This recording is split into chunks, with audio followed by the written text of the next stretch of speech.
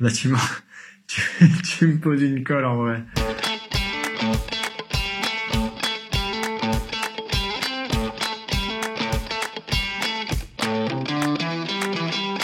Moi, je suis Timothée Lénard et je suis responsable pédagogique pour les activités internationales de Simplon.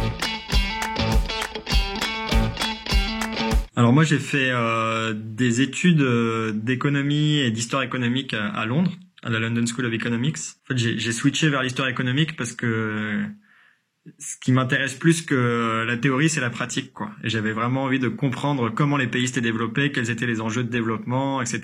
Et ça m'a vite amené vers l'économie sociale et solidaire, les enjeux d'entrepreneuriat social. Et en fait, chemin faisant, maintenant, justement, j'ai de l'expérience, j'ai à peu près 6 ans d'expérience professionnelle, à la fois dans de la gestion de projets sociaux, notamment avec une dimension numérique. Donc là, plus récemment, quelques années avec Emmaüs Connect, We Take Care et maintenant avec Simplon. Et d'autre part, j'ai pas mal d'expérience aussi plus pédagogique.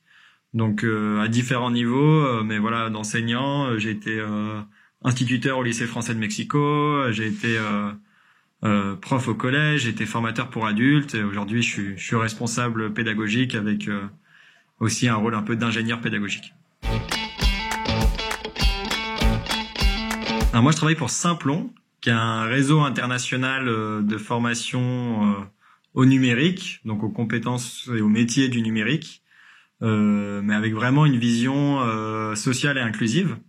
Donc, ce qu'on fait, c'est qu'on forme gratuitement des gens qui en ont besoin, qui peuvent venir d'horizons très différents, globalement des demandeurs d'emploi, mais parfois on fait des focus aussi sur certains publics, ça peut être les jeunes, ça peut être les femmes, des gens qui sont des réfugiés, qui sont sous-représentés dans le secteur, et pour qui justement le numérique représente vraiment un levier d'insertion, puisque on leur donne accès à des métiers qui sont vraiment d'avenir, rémunérateurs et voilà, porteurs pour leur futur professionnel.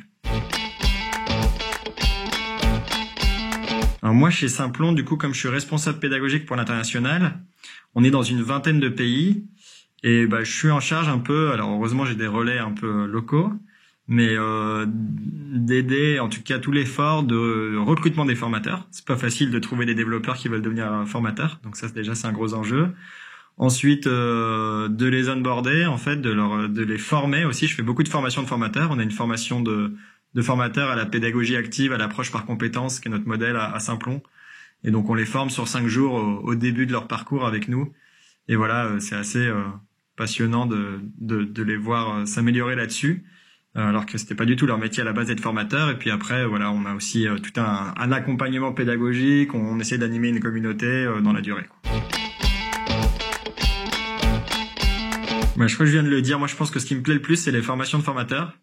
Parce que déjà, moi, c'est vrai que ma vraie passion, c'est la pédagogie. Et donc, quand je forme sur la pédagogie, j'ai l'impression de faire ma passion au carré, quoi. Puisque, voilà, je suis en train de faire quelque chose et en plus sur le sujet qui me plaît.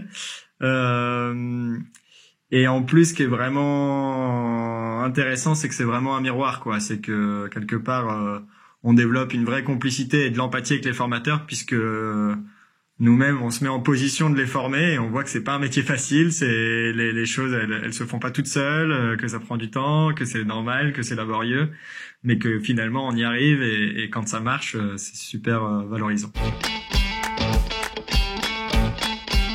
Alors moi, c'est vrai que je me suis formé sur le tas, la pédagogie, comme je vous ai dit, j'ai étudié l'économie, après un peu aussi un peu la science politique. Donc il y a des vraies écoles et des instituts de formation de formateurs. Moi c'est pas le parcours que j'ai fait, mais donc c'est la preuve que quelque part on peut aussi apprendre un métier en l'exerçant, en ayant différentes expériences. Un ingénieur pédagogique aujourd'hui, c'est pas les métiers les mieux rémunérés. Mais un ingénieur pédagogique un peu confirmé, il peut gagner autour de 40 000 euros par an, brut. Après, tout est relatif, on démarre souvent plus bas, ça dépend aussi de quel rôle et dans quelle entreprise on peut avoir, donc j'imagine aussi qu'on peut monter plus haut, mais c'est une moyenne, je pense, d'un ingénieur pédagogique avec 2-3 ans d'expérience, quoi. Je pense déjà de pas avoir peur du tout de tester des trucs, de tenter des expériences.